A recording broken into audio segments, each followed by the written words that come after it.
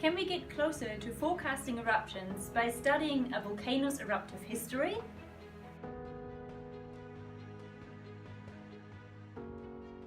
Hi, my name is Mirja and I'm a PhD student at the University of Auckland.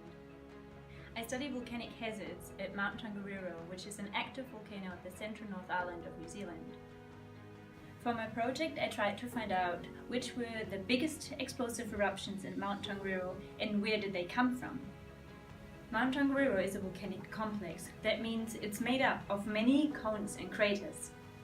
It's been active for the last 300,000 years, with several eruptions in the last 50 years, the most recent one just being in 2012. The fact that Mount Tongariro is a volcanic complex means that there are different eruptive centers in different parts of the volcano. This makes hazard mitigation very challenging because we don't know where the next eruption will come from and where the ash will go to. I study the Mangamati Formation, which is made up of the deposits of many large-scale eruptions that happened 11,000 years ago. By doing so, we're trying to understand the volcano's behavior in the past, and this might tell us about what the volcano will do in the future. In order to identify the source of the eruption, I study the deposits around the volcano from the summit to over 20 kilometers away. At each location, I describe every layer in great detail and I measure the thickness of each layer. I also find the 10 biggest clasts in every layer and I measure them in order to find out how high the eruption column was.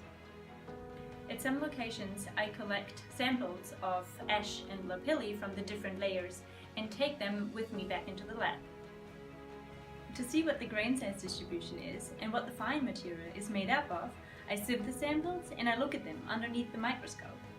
We also measure the density and porosity of about 100 clasts of each layer.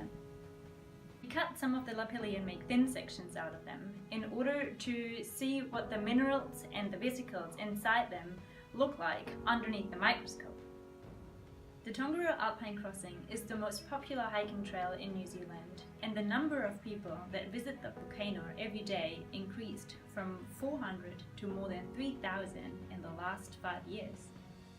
My research so far found out that some eruptions in the past were even sourced from multiple vents at a time. This has important implications for hazard mitigation plans around the volcano.